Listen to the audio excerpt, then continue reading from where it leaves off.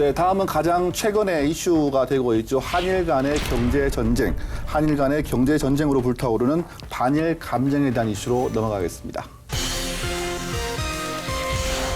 네, 일본이 끝내 우리나라를 백색 국가에서 제외시켰습니다. 공작기계와 탄소섬유 등 군사 전용 가능성이 있는 물자를 개별적인 허가를 하도록 문재인 대통령은 사태를 더 악화시키는 대단히 무모한 결정으로 깊은 유감을 표명한다. 대구 경북 산업에 어떻게 영향을 미칠지. 구미공단 같은 경우에는 이제 공포감마저 내수와 수출 모두 타격을 입게 됐다. 전 국민의 반일 운동이 시민들이 자발적으로 모여서 일본 기업 앞에서 릴레이 1인 시위를 펼치고 일본산 그 맥주라든지 일본산 담배 같은 걸 전혀 팔지 않겠다. 대구 도시철도 안내 방송에 굳이 일본어 방송을 넣어야 되냐라는 네, 일본이 끝내 우리나라를 백색 국가에서 제외시켰습니다. 7월 반도체 소재 세계 품목 수출 규제를 단행한 지 한 달 만에 2차 공격을 감행한 건데요. 한일 관계가 국교를 제기한 이후 최악을 향해 달리고 있다는 평가가 나오고 있습니다. 그래서인지 반일 감정도 전국적으로 대단한 상황입니다. 일단 이 기자 백색 국가 제외됐다는 이야기가 나오더라고요. 백색 국가의 정의부터 한번 알아볼까요? 네, 백색 국가는 일본 정부가 안보상의 문제가 없다고 판단한 안보 우방 국가를 뜻합니다. 우방 국가란 서로 우호적인 관계를 맺고 있는 나라라는 뜻인데요. 일본 정부가 백색 국가에서 한국을 뺀 것은 더 이상 안보 우방 국가가 아니라는 뜻으로 볼 수도 있겠습니다. 네. 참 안타까운 일이 아닐 수가 없는데요. 그렇다면 백색 국가라면 어떤 혜택을 입을 수가 있나요? 네, 백색 국가에 들어가게 되면 일본의 우방국이라는 뜻이므로 이제 군사 전용이 가능한 전략 물자를 수입할 경우 그러니까 자국 기업의 수출 허가를 일본에서 간소화해주는 제도입니다. 네. 그래서 이제 백색 국가에 포함된다면 이제 일본 정부가 자국 안전 보장에 위협이 될 수 있는 첨단 기술과 제품 등을 수출 시 허가 절차 등을 면제하고 있는데요. 네. 이에 안전 보장 우호국이라고 불리기도 합니다. 우리나라는 2004년에 이제 아시아에서는 유일하게 백색 국가에 등록이 됐는데요. 이번에 이제 백색 국가에서 빠지면서 백색 국가에서 제외하는 또 첫 번째 국가가 되기도 했습니다. 네. 그렇다면 조 기자, 백색 국가 제외는 일본 정부의 결정이라고 보면 되는 거죠? 예, 그렇습니다. 지난 8월 초였죠. 그 아베 신조 그 총리가 우리나라의 국무회의에 해당하는 가계를 열고 백색 국가에서 제외하는 내용을 담은 수출무역 관리령 개정안을 의결을 했습니다. 이 의결안에는 8월 중으로 바로 실행을 하겠다 이렇게 돼서 지금 이제 실행이 되고 있는데요. 네. 백색 국가에서 제외가 되면서 이제 공작기계와 탄소섬유 등 군사 전용 가능성이 있는 물자를 우리나라에 수출을 할 때는 원칙적으로 계약을 체결할 때마다 그 개별적인 허가를 하도록 이렇게 했습니다. 그렇기 네. 때문에 이제 굉장히 번거롭게 된 거죠. 절차가 번거롭게 된 것도 그렇겠지만 여러 수출 품목에도 영향을 미칠 수 있다 이런 분석이 나오고 있던데요. 예, 그렇습니다. 그 일본 정부는 식품과 목재 등을 제외한 이제 폭넓은 그 수출 품목을 대상으로 무기로 쓰일 우려가 있다. 이런 판단을 하는 경우에는 이제 개별 허가를 받도록 했는데요. 문재인 대통령은 백색 국가 제외 결정이 있자마자 긴급 국무회의를 열었습니다. 그래서 문제 해결을 위한 외교적 노력을 거부하고 있는 그 아베 정부에 대해서 굉장히 규탄을 했는데요. 아베 정부에 대해서 사태를 더 악화시키는 대단히 무모한 결정으로 깊은 유감을 표명한다 이런 이야기도 했었죠. 네, 우리나라 정부를 대표하는 대통령이 깊은 유감을 표시하면서 양국의 갈등이 깊어지고 있습니다. 이 기자, 백색 국가에서 제외가 되면서 대규모 무역에 어떤 문제가 생길 수도 있겠죠? 네, 이번 조치로 1,100여 개에 달하는 품목의 수출 규제가 사실상 기정사실화됐습니다. 앞서 일본 정부가 지난 7월 수출 규제를 단행한 3종의 반도체 부품과 마찬가지로 이 1,100여 개의 물품들은 일본 의존도가 높으면서도 당장 우리나라 입장에서는 대체재를 찾기가 어려운 이런 제품들인데요. 특히 반도체, 2차 전지 소재, 자동차 부품 등 우리 제조업의 근간과 미래 먹거리를 책임지는 이런 소재 부품 조달이 어려워지면서 적지 않은 피해가 예상되고 있습니다. 네, 그래서 그런지 국내 굴지의 대기업 최고위층이 일본을 방문하기도 했는데요. 특별히 수입에 영향을 받을 만한 품목들은 어떤 게 있겠습니까? 예를 들면 반도체 웨이퍼라든지 공작기계, 탄소섬유 등이 거론이 되고 있는데요. 무역협회에 따르면은 지난해 반도체 웨이퍼 또는 이제 소재 측정용 품목은 그 대일본 수입 의존도가 67.5%에 달했습니다. 네. 그리고 또 평판 디스플레이 제조용 기계의 일본산 수입 비중은 무려 82.8%였는데요. 반도체 디바이스 그리고 전자 직접 회로 조립용 기계의 일본산 수입 비중도 52.1%나 됐습니다. 그 굉장히 많은 비중을 차지하고 있는데요. 네. 이들 품목은 사실상 일본으로부터 공급이 중단되면 그 대체제나 또 다른 수입선을 찾기가 상당히 어려운 상황입니다. 그래서 그 앞으로 그 당분간은 굉장히 좀 어려움을 느끼지 않을까 이렇게 보여집니다. 네. 그러니까 백색 국가 제외 시에 수출 물자에 대한 심사 기간은 90일로 정해져 있습니다. 하지만 이마저도 지켜지지 않을 것 같다라는 가능성에 이제 힘이 실리고 있는데요. 백색 국가 제외가 사실상 우리 경제에 타격을 주기 위한 일본의 전략이 이미 드러나고 있는 상황에서 쉽게 수출 허가를 내주지 않을 거라는 예측도 나오고 있습니다. 네. 그렇다면 이제 지역 경제에 얼마나 많은 영향을 미치겠느냐 그것을 좀 걱정을 해야 되겠는데 지역에서는 이제 반도체, 스마트폰, 뭐 네. 디스플레이에 대한 산업이 많이 하고 있는데 이제 수출 규제가 대구 경북 이 산업에 어떻게 영향을 미칠지 걱정이 됩니다. 어떻게 보겠습니까? 네, 특히 이제 관련 산업이 많은 이제 경북 구미공단 같은 경우에는 이제 공포감마저 돌고 있습니다.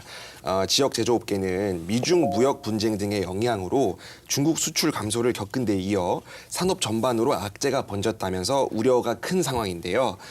일본의 수출 규제 사태가 장기화될 경우에 구미에는 타격이 클 것으로 예상이 됩니다.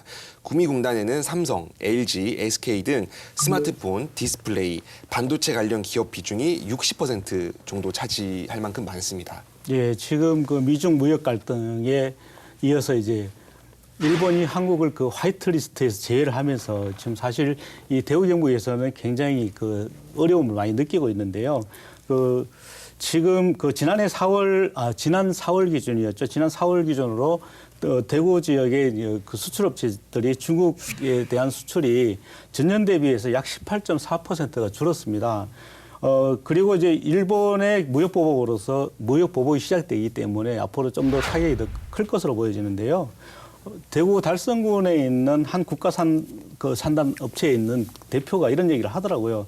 기업들이 지금처럼 외부 요인에 흔들린 적이 없었다. 네. 그만큼 많이 어렵다는 얘기인데요. 정책뿐 아니라 대외 이슈 때문에 내수와 수출 모두 타격을 입게 됐다. 이렇게 얘기를 했습니다. 그리고 정치와 무관한 경제인들이 왜 애꿎은 피해를 봐야 하는지 모르겠다.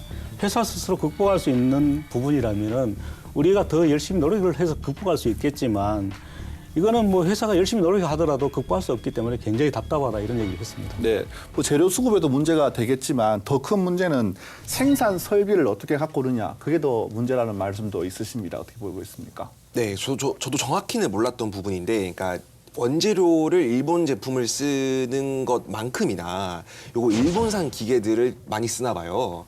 근데 이제 대구 경북 제조업계 말인데요. 네. 그러니까 자동차 부품, 금속 등 이제 일본산 생산 설비 사용 비중이 높은 업종이 향후 뭐 설비 사후 관리나 이런 추가 수입이 어렵지 않을까. 라는 우려가 되게 심하다고 합니다. 네. 그래서 경북 경산의 이제 금속 가공 업체 A사 같은 경우에는 이제 공장 증설을 준비를 하면서 일본산 그 초고속 정밀 가공기 구입을 염두에 두고 네. 있었는데요. 뭐 A사 측은 이제 아직 증설 규모가 이제 확정이 되지가 않아서 뭐 설비와 수입 규모를 조금 뭐 결정하지 못한 상황에서 갑자기 이렇게 뭐 경제 제재나 이런 것들이 들어와 버리니까 이제 매우 당혹스러운 처지라고 밝혔습니다. 네. 올해가 이제 3.1운동 100주년인데 전 국민의 반일 운동이 거셉니다. 대구 지역은 좀 어떻습니까? 대구 지역에서는 지난 7월 최초로 이제 일본 불매 운동 1인 시위를 기획했었던 그 최현민 씨라는 시민이 있습니다. 그러니까 아직까지도 이제 반일, 그러니까 1인 시위를 이어나가고 있는데요. 이 최 씨에 따르면은 이제 화이트 리스트, 그러니까 백색 국가 배제 결정 이후 시민들의 응원과 격려가 엄청나게 늘었다고 밝혔습니다. 네. 최 씨뿐만 아니라 현재 30여 명이 넘는 시민들이 자발적으로 모여서 달서구, 중구 할 것 없이 일본 기업 앞에서 이제 릴레이 1인 시위를 펼치고 있는데요. 이들은 가지 않습니다. 사지 않습니다. 뭐 아베 정부 규탄한다 등이 적힌 편말을 들고 30분씩 매장 앞을 지키면서 이렇게 불매 운동에 대해서 시민들에게 알리고 있습니다. 네, 뭐 아까 말씀 옷이나 신발 같은 품목에서 이제 불매 운동이 시작된 것 같은데 어떤 불매 운동들이 좀 다른 품목으로 확산되는 분위기인 것 같아요. 굉장히 많이 확산이 되고 있습니다. 사실은 그 마트에서는 일본산 그 맥주라든지 일본산 담배 같은 걸 전혀 팔지 않겠다라고 그 스스로 이렇게 보여주기도 하고요. 실제로 마트에 가보면은 그 일본산 맥주가 있던 자리는 텅 비어 있습니다. 네. 그만큼 이제 지금 그 반일 운동이 그 굉장히 확산이 되고 있는데요. 대구시 또 그리고 경상북도 약사회에서도 그 일본산 그 약품에 대해서는 불매 운동에 나서겠다 이렇게 밝히기도 했었습니다. 그 조영일 그 대구 약사회장은 이렇게 얘기를 했는데요. 국내 유통되는 대다수 일제 약품은 국산과 외제 대체제가 있어서 큰 문제가 없다. 그렇기 때문에 일본이 경제보복을 철회할 때까지는 우리도 그 불매운동을 중단하지 않겠다. 일본이 철회해야 우리도 불매운동을 중단하겠다. 이렇게 얘기하기도 했습니다. 네, 젊은 층을 중심으로 해서 각종 뭐 SNS에서 이런 활동들을 많이 하고 있는데 네. 인터넷에서는 어떤 반응들 좀 나오고 있습니까? 인터넷 커뮤니티에서는 이제 일본 불매 운동으로 인해 뭐 일식당을 접는다라는 이제 업주도 나왔고요. 네. 뭐 대구 도시철도 안내 방송에 굳이 일본어 방송을 넣어야 되냐라는 이제 시민분의 민원이 이렇게 뭐 커뮤니티에 퍼지기도 했었고 뭐 이렇게 반일 감정에 따른 이제 누리꾼들의 다양한 의견들이 갑론을박을 벌이고 있는 상황입니다. 말 그대로 정말 진흙탕인데요. 그러니까 뭐 일각에서는 이제 너무한 거 아니냐. 그러니까 유니클로 앞에서 기다렸다가 이제 유니클로 옷을 사러 가는 시민들을 그냥 무작위로 찍어서 이렇게 SNS에 올리는 사람들도 있대요.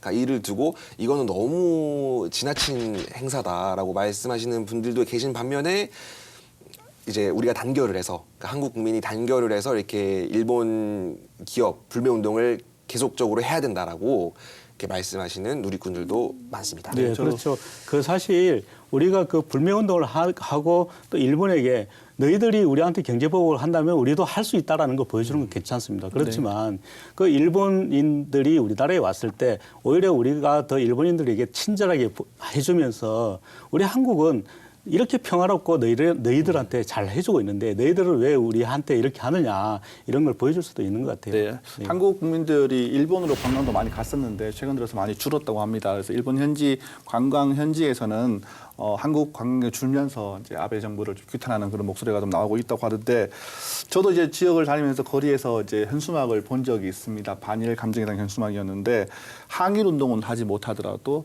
경의운동을 하겠다라는 이런 문구가 눈에 띄었습니다.